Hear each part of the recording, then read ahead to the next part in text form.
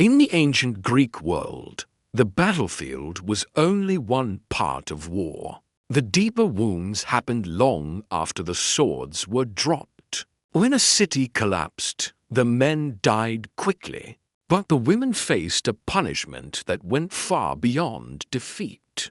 They became living trophies, reminders that their homes, their people, and their identity had been crushed. Their pain wasn't random or chaotic. It was organized, intentional, and meant to send a message that echoed through the streets and into the future.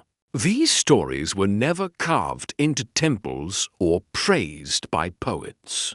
They were buried beneath the heroic legends because no philosopher wanted to admit how far their society would go to humiliate women. Every punishment carried a symbolic weight. Every act was designed not just to hurt the body, but to shatter pride, family honor, and community standing. To the victors, the women weren't humans, they were warnings. Their suffering became a public display meant to break the spirit of the defeated and entertain the powerful. What followed were punishments so cruel, so calculated, that even ordinary objects like vegetables became tools of public shame. This is the part of Greek history almost no one dares to speak about. In the ancient world, when an army overran a city, the fight ended for the soldiers, but not for the women left behind.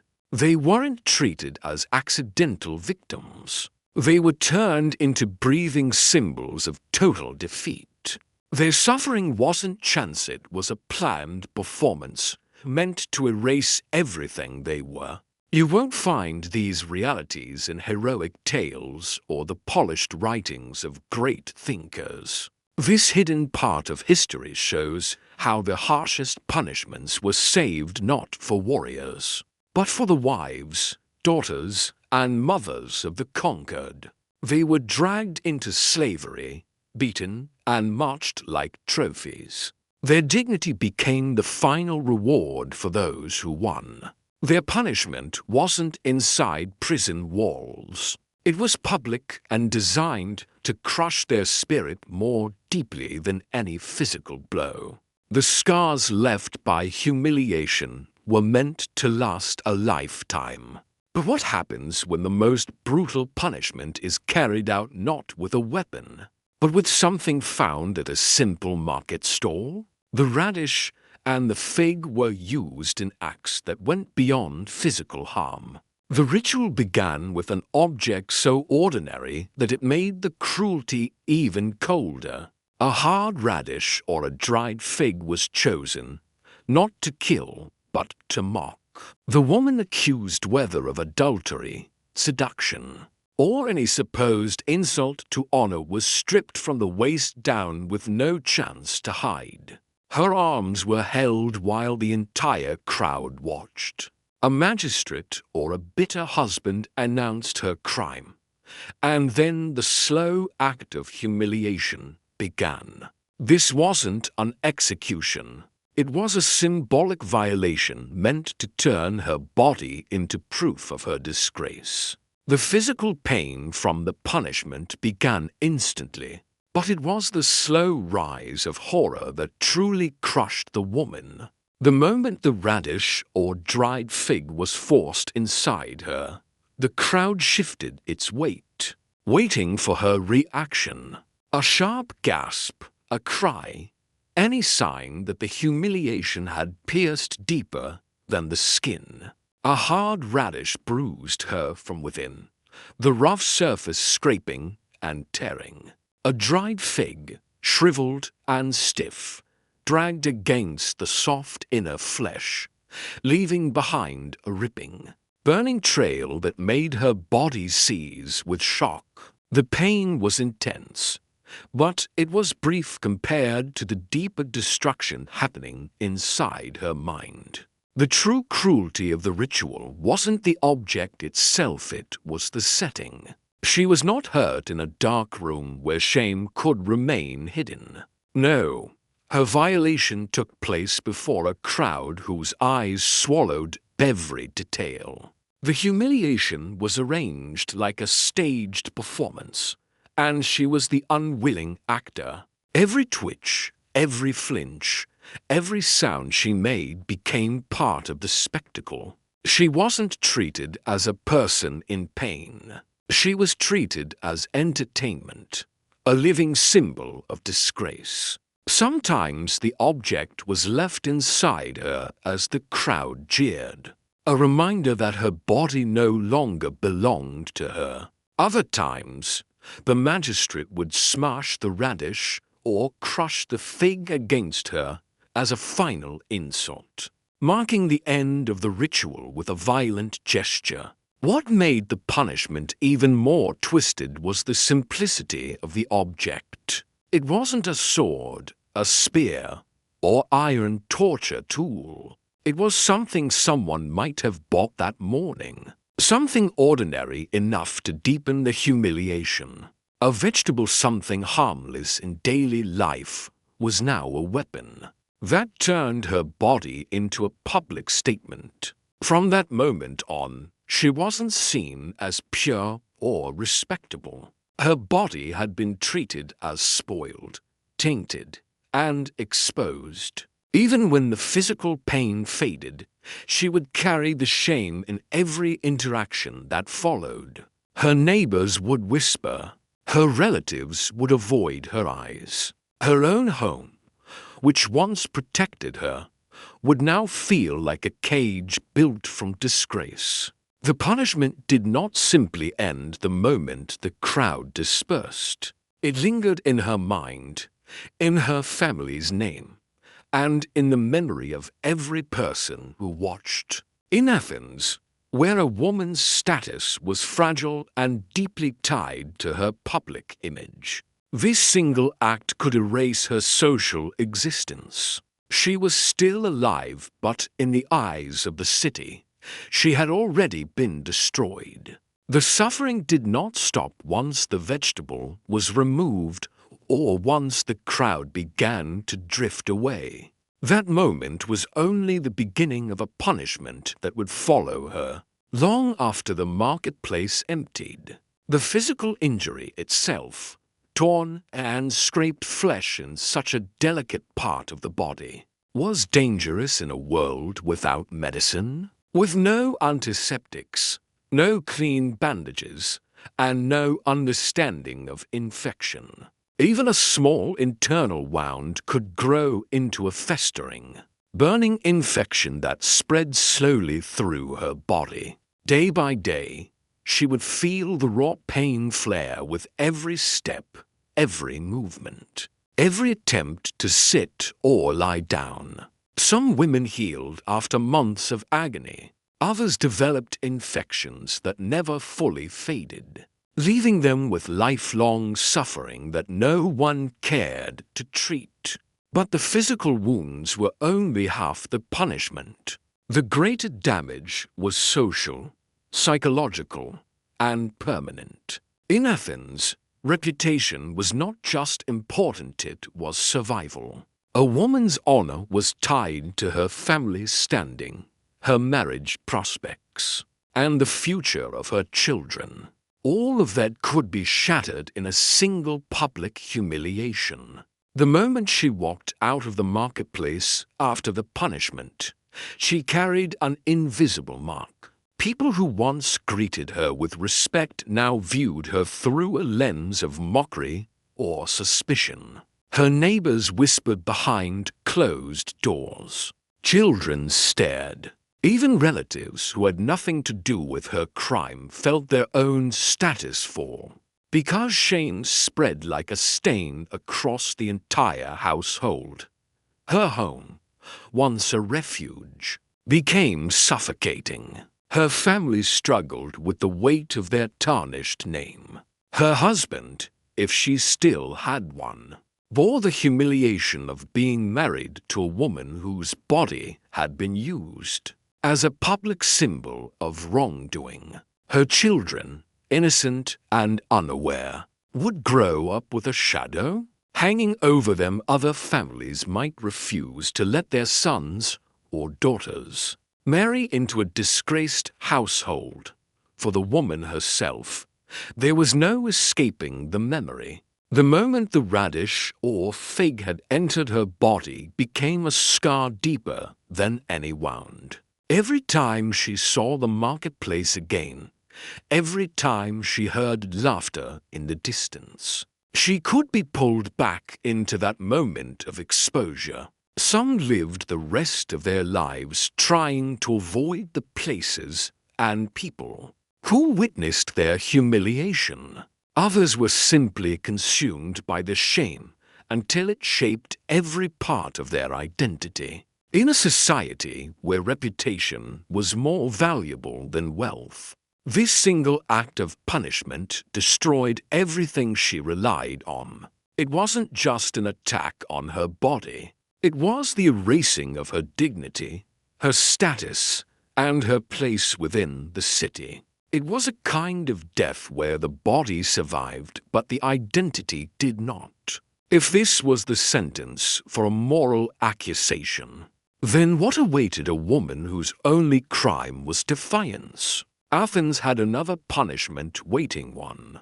That turned humiliation into a cruel performance played out.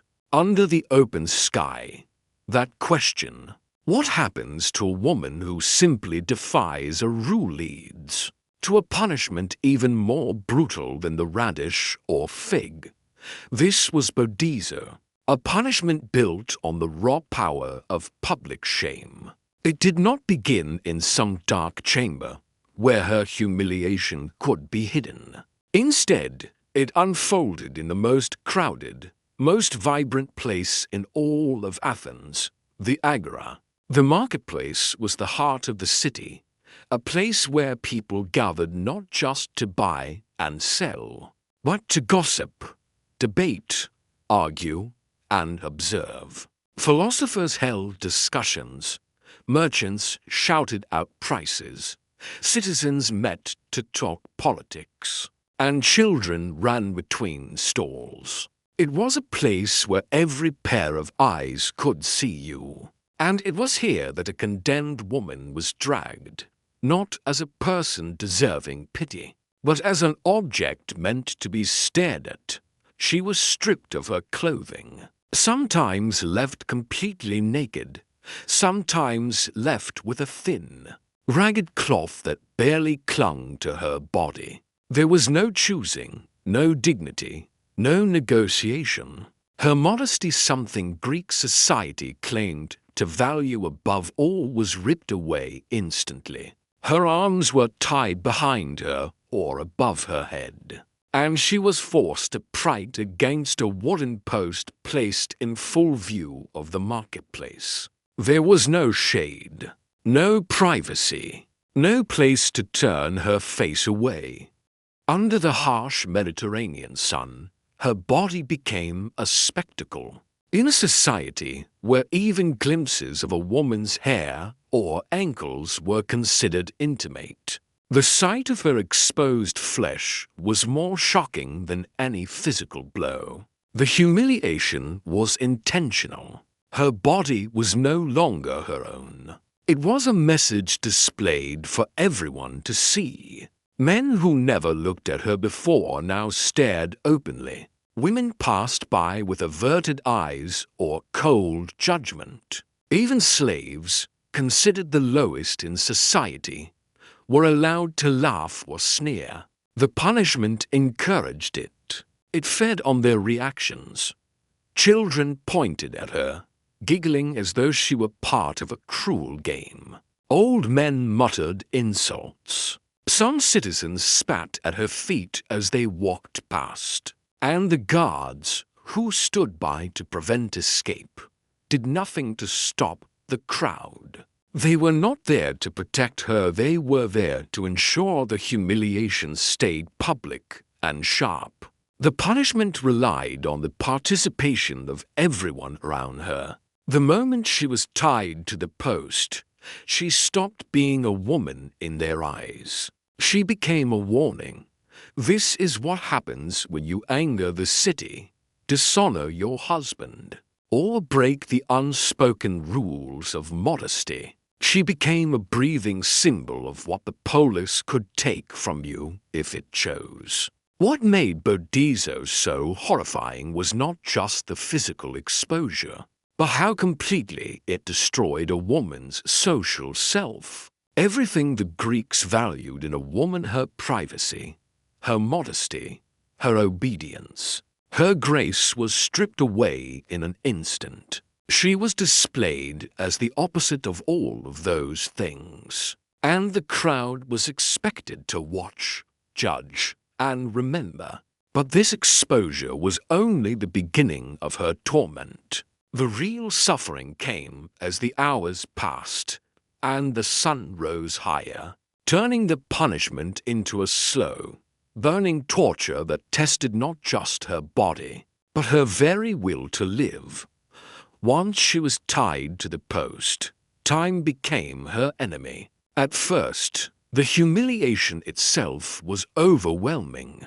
She felt hundreds of eyes on her skin, each one peeling away another layer of dignity. But as the hours dragged on, the punishment changed from a public spectacle to a slow, crushing attack on her body. The sun climbed higher, turning the air above the marketplace into shimmering waves of heat. Her exposed skin absorbed every ray, growing hotter and hotter until it felt like her flesh was being pressed against a burning stone. Blisters began to rise, tiny at first, then swelling painfully as the heat continued to beat down on her. Her lips cracked from dryness. Her throat tightened into a knot of choking thirst. She tried to swallow, but her mouth was too dry to produce even a drop of saliva. She tried to shift her weight to ease the pressure on her legs, but the ropes held her still, forcing her into awkward, shaking positions that strained her muscles until they trembled uncontrollably. Every instinct told her to sit, to hide, to curl into herself, but she couldn't. The post held her pright, forcing her shame into the open. Dust from the busy marketplace stuck to the sweat on her skin like a second layer of grime. Small particles gathered on her face, clinging to her lashes until her eyes stung. Her hair became matted, sticking to her cheeks and shoulders. As the hours passed, insects appeared, flies drawn to the salt of her sweat, to the damp corners of her eyes, to the raw places on her blisters. She tried to shake them off, but tied as she was, she could not move enough to escape them. They crawled across her lips, her eyelids, even the wounds where her skin had cracked from the heat. The crowd changed throughout the day. Early on, people stopped to stare, whisper, mock, or laugh. As the sun reached its peak, many retreated to shade or went home for rest. But she remained.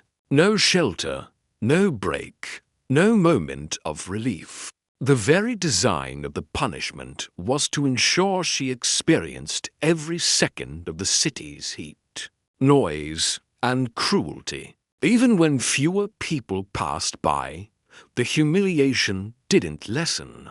The silence became almost worse. Each quiet minute forced her to face the reality of her exposed, suffering body without distraction. Her breathing grew fast and shallow as exhaustion settled into her bones. Her knees shook violently, eventually giving out. But the ropes held her upright, turning every drop in her strength into another tremor of pain. She felt lightheaded, nauseous, and weak, her body inching closer to collapse.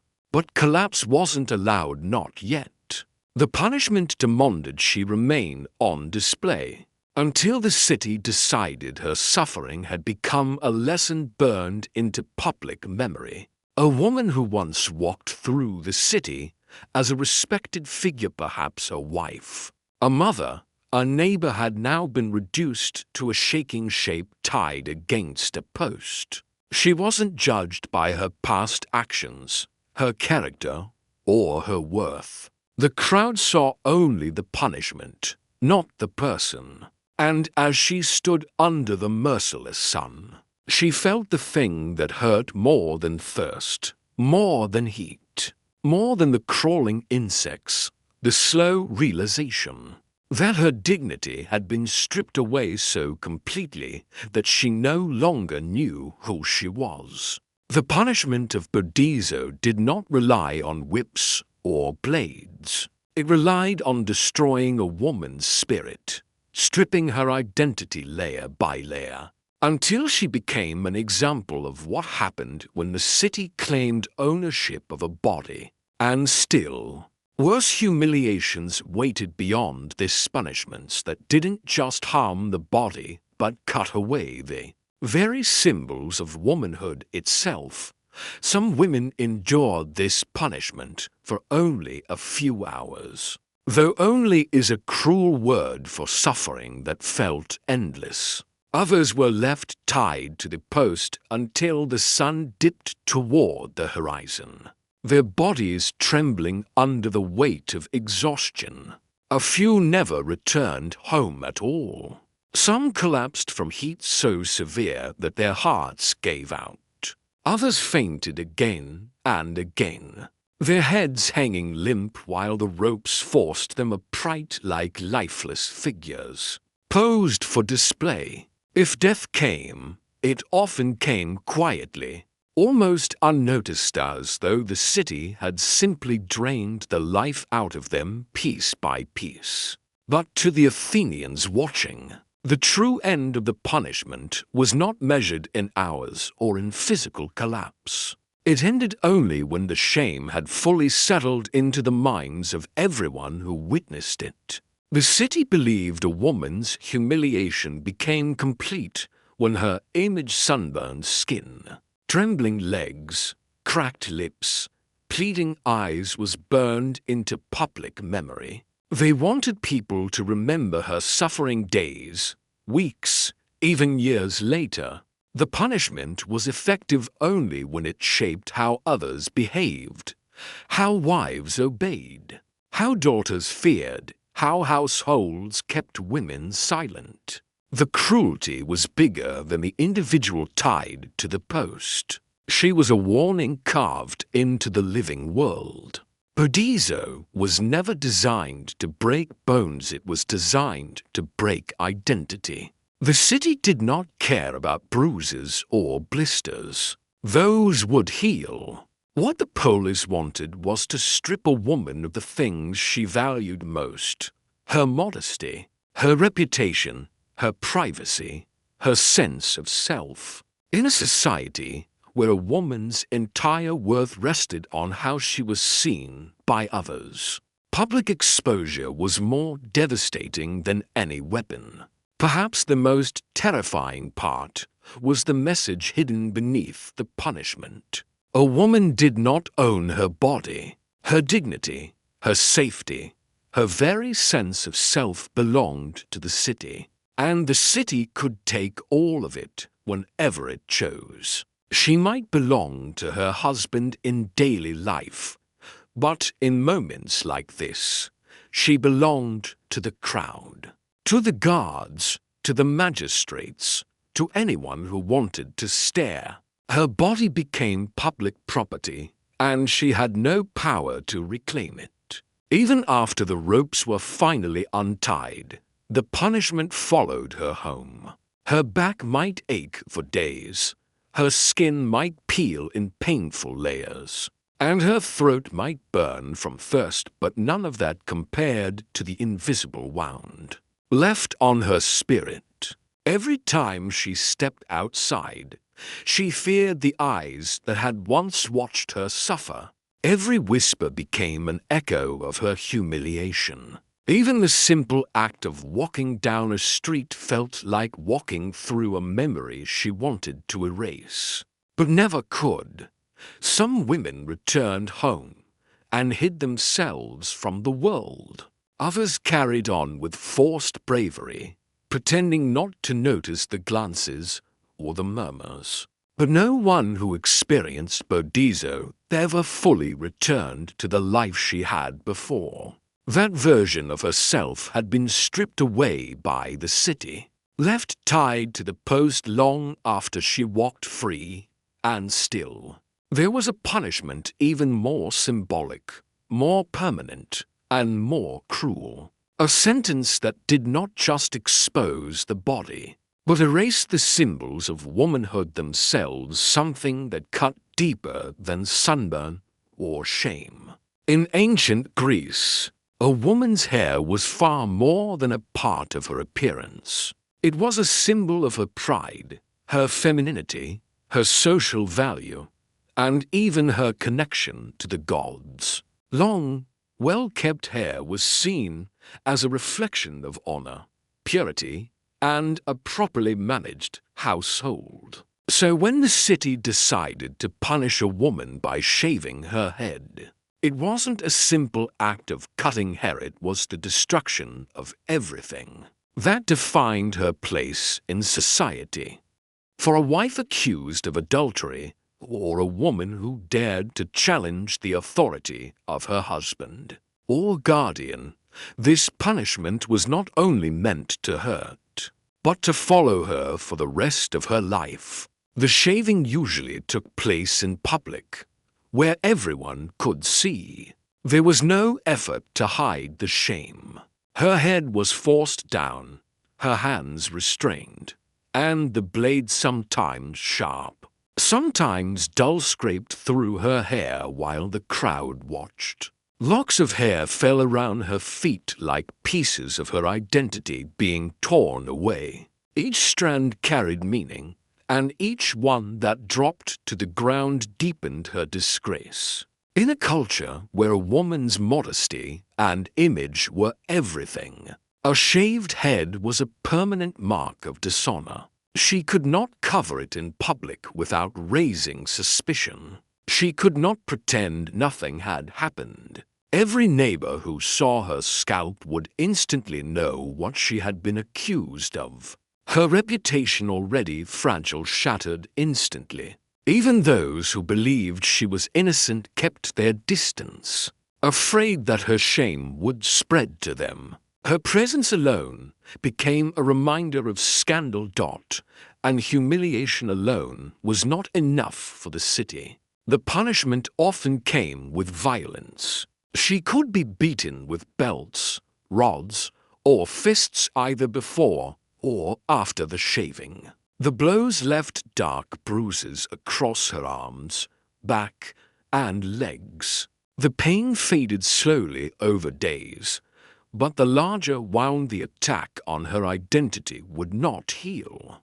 Her head felt exposed to the sun, the cold, and the eyes of everyone she passed. Even when she tried to stay indoors, she could feel the shame pressing down on her like a weight she could never remove. For enslaved women, this treatment was even more common. Owners shaved their slaves' heads to mark them as property, stripping away any resemblance to free women. The haircut made their status unmistakable at a glance. It was a silent declaration. This person does not belong to herself. And when beatings were added, the message became even clearer. Obedience was demanded, and individuality erased. The cruelty of the punishment lay in its permanence. A physical wound might heal within weeks, but hair took months, sometimes years, to grow back. Even then, it often returned uneven, thin, or damaged. Every stage of regrowth, from the first rough stubble to the awkward short curls, was another reminder of the humiliation she had endured. She couldn't hide it with braids or fabric or ornaments. She had to live with it. She had to face it every time she looked into water, polished metal, or any surface that showed her reflection. The punishment didn't simply strip away beauty. It stripped away status, confidence, and the symbols of womanhood itself. A shaved head in ancient Greece was a sentence meant to break a woman psychologically, reminding her day after day that her body did not belong to her. It belonged to the men who ruled her home, the city that judged her, and the society that demanded her obedience. Almost nothing could erase that kind of shame. For many, the hair eventually grew back, but their identity, the part that society once respected, often never did.